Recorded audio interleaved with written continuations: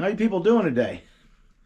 Okay, we are on a snow shutdown, cold weather alert, freeze your butt off to the nines, and I had to come out and check things out a little bit, and I got to dig the trash cans out for trash day. The wife reminded me. I was planning to come out here and fire the heater up, but it's got to warm up a little bit because it's only 10 degrees out there. Even if this heater was working, the door was shut, it would barely bring this place up above freezing. I got about a 30-degree swing, so maybe 40, because it's not insulated. That's what it's been the last times I've used it. Nothing against the heater, it's just against the odds right now. Had I went ahead and got the insulation and the wallboard up and everything I wanted to do, it probably would be workable. But I went out and tried to shovel snow with my newly bought shoulder. There's one thing I learned about that, is the doctor says after a year you won't feel anything. Well, the doctor's full of crap, because in cold weather, I got a dull lake just being out here for 15 minutes in the joint. Around the joint, because the joint doesn't have nerves, right?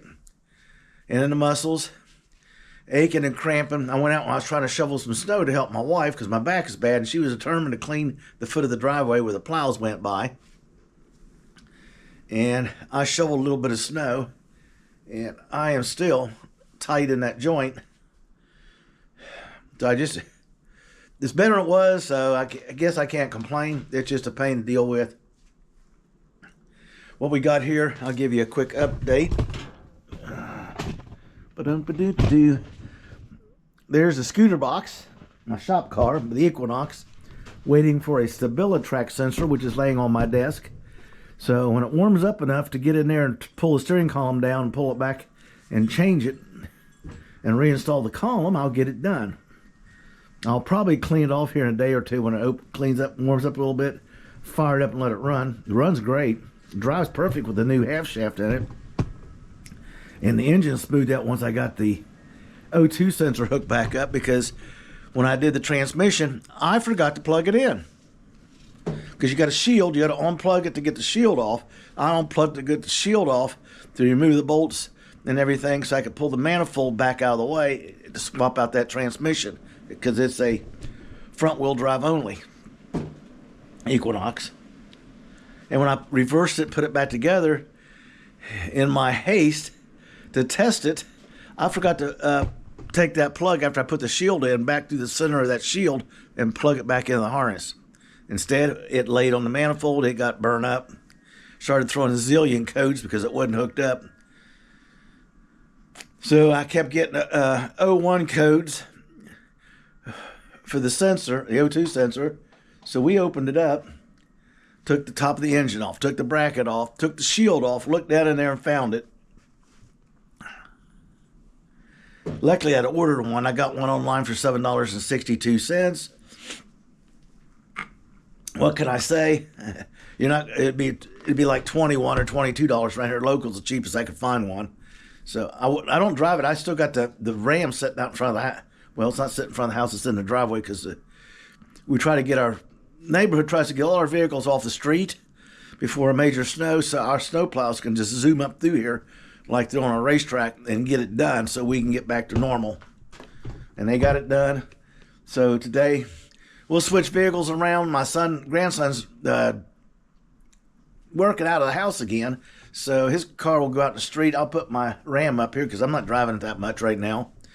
Two reasons. One, it doesn't like slick and cold weather. It's never been that kind of truck. And two, I don't like feeding that beast. But if you get a car trailer and a car as heavy as this Packard was, and don't even feel it back there. My grandson went with me, and they pushed it on with the Bobcat and helped us load it. And he was amazed that when I come up and could stop and pull away like it was nothing behind the truck. I said once in a while, I look back. He said, "What are you doing?" I said, "I'm making sure it's still there." So, snow's drifting and blowing, carrying on still. Isn't that nice? We're supposed to get some more snow today. The sky looks like it.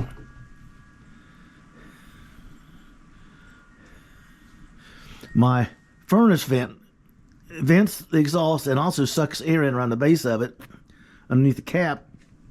It's 2.5 feet off the roof line for ventilation flow. Is the snow's within a foot of it, so another foot of snow, and I'd have to find a way to get up on that roof and sweep the snow away from it so it wouldn't suck it in the furnace. Probably wouldn't hurt it. It'd probably just vent it out with other moisture. The Packard, you can see while I was working on it a little bit there. And we'll come out here. Dang, is it cold. I don't know how you people are. I hope you're staying warm and safe. Brittany's just on hold. There's no reason to push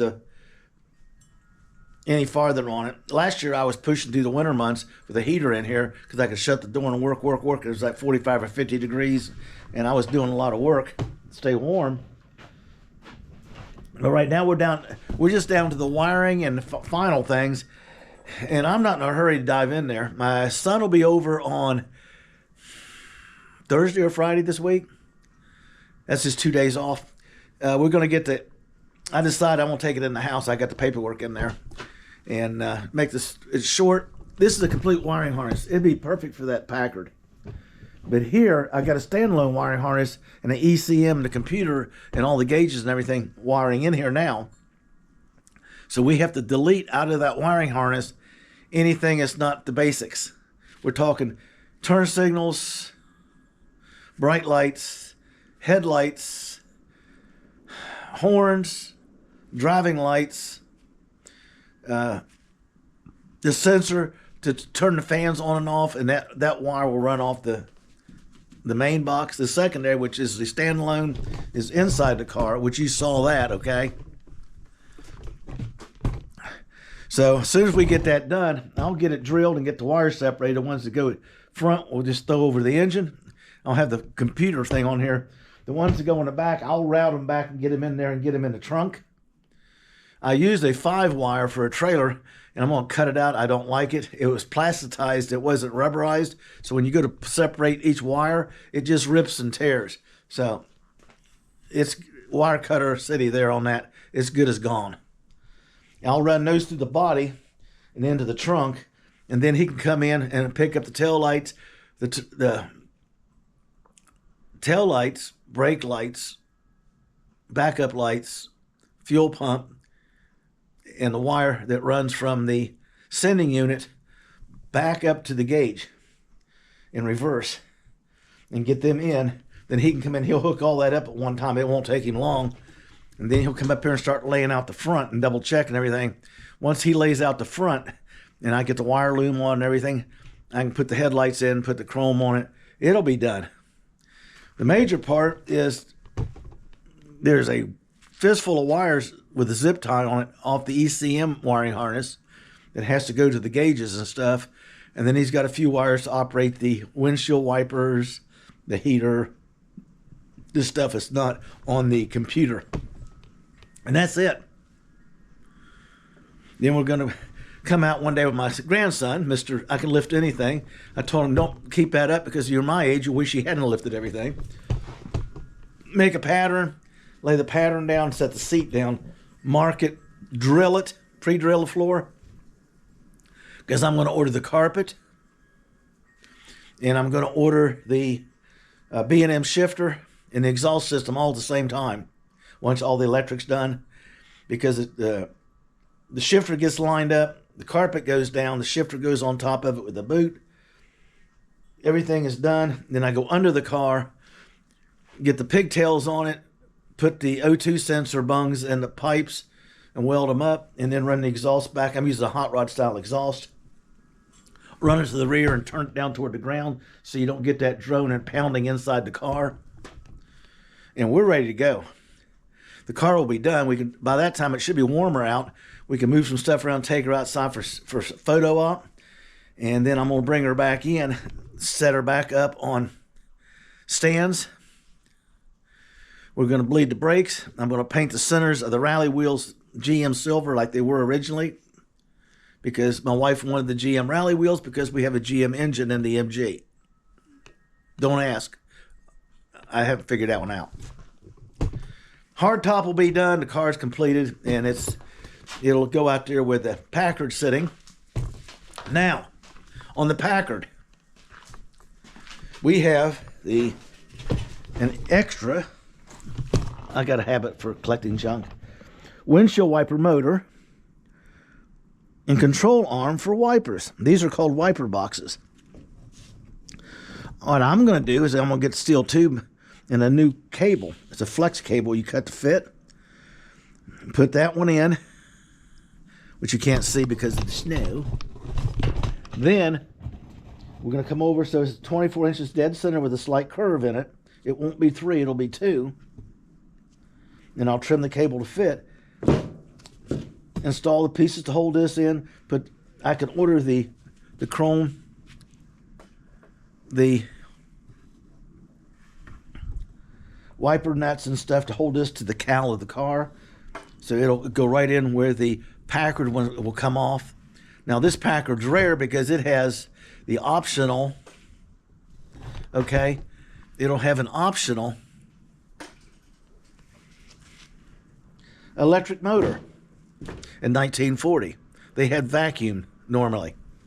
You could order electric 1-speed wiper. That's what this thing's got. You got 1 speed. Hopefully it's the right speed for the storm you're driving in. But they didn't fly down the freeways at 70 to 80 mile an hour. They're out on country roads running 40, 45. Pushing their luck a little bit. Maybe they got up to 50. Car's got a inline 6 flathead. Perfect running engine. So we're going to build a car around the existing drivetrain. We got some power steering ideas. I got steering issues. I'm trying to get the issues settled before we tear into the body. Because when Brittany's done, we're going to come out here and start up on, here, I'm going to put this down there.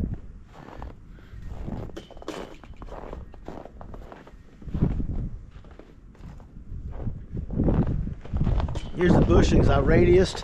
I had to shave a 1/16 of an inch off all the way around. That was fun.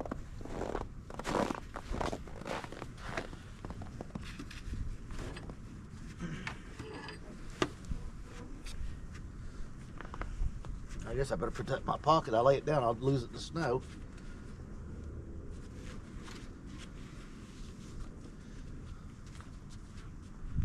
Let's see what we got. Perfect. Look at that. Okay. Now what we're going to do, where is that? Right here. It's 10 degrees before that wind hits you. So it's in a minus. So needless to say, the wife and the shop dog, okay, that's a good step. I'll compress that in. Then I'm going to take a wheel, use this as a guide, slice that off. That way we'll be at the right thickness in here.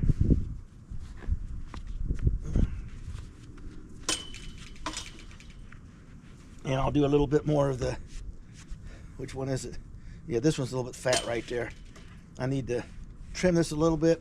I've got to get my mask on because it blows black rubber dust everywhere.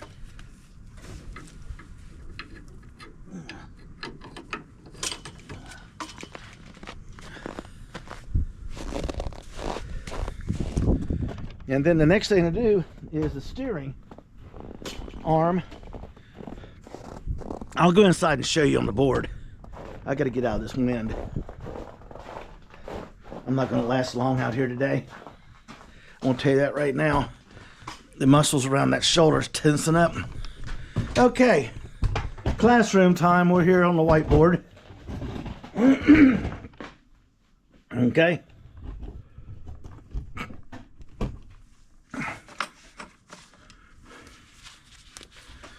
Here's your steering box arm. It comes back off your steering box to a swivel joint. Here is your center rail. Got a pivot joint up here. Okay. This arm, this is a little bit long. We don't need all that. Okay. This has got a swivel joint here. It comes over, it's got a weird swivel joint there. This one comes up here. It's got two little short arms with a ball and spring fitting, barrel fitting. Here. And they come out here to the tie rod ends. So when you turn the wheel this way, okay, so you're going to turn the wheel this way on the steering wheel. It's going to move this arm this way. It's going to push this rod this way. Okay. And it's going to turn these wheels in this direction. And if you go the other way, it does the exact opposite. It swings the wheels that way. The gearbox in these Packards are very strong. They very seldom need much of an adjustment, and you can adjust them a little bit. But this car has been used for a donor for another project. They put some of the old parts back on it. They got some other parts to put on it. And they started putting the car back together because they realized they screwed up, because this is a 43,000 mile car. The mileage is correct. When I got the correct firing order, I found a paper that says clockwise, and it had the firing order 1, 5, 3, whatever, and it did not match. It matched Plymouth or Ford or something back then, but it didn't match what we were doing. So I took the cap off to clean the points, and I was kind of doing it and realized that it was turning counterclockwise. So I took the plug out, put my thumb over it. It popped, let me know it's coming up. And I looked down as it spun, popping my thumb off each time where it was on the rotor when it was popping. And I marked it and made that one number 1. And I've only got 1-inch turn on a Packard distributor. It's not like Ford or anything. You spin it around. You got 1 inch. So instead of pulling the distributor, I just moved the cap wire over 1, marked it as number 1, and got the correct firing order. Not the one on AI, but the one out of a Packard manual. And I used that one. The one in the AI matched the one that they were trying to use, which was wrong. The one I put in there, the first time I touched the starter to see if everything worked, it tried to start. And once we got the rings unstuck by using the red eye, that's the acetone and automatic transmission fluid to soak them rings so they flex again. It smoked a little bit, hasn't smoked since. It runs, it's got power. What I've got is some major issues to deal with, and that is what we're doing. People, like, subscribe, and hang in there. We're down for the weather. There's no other way to put it.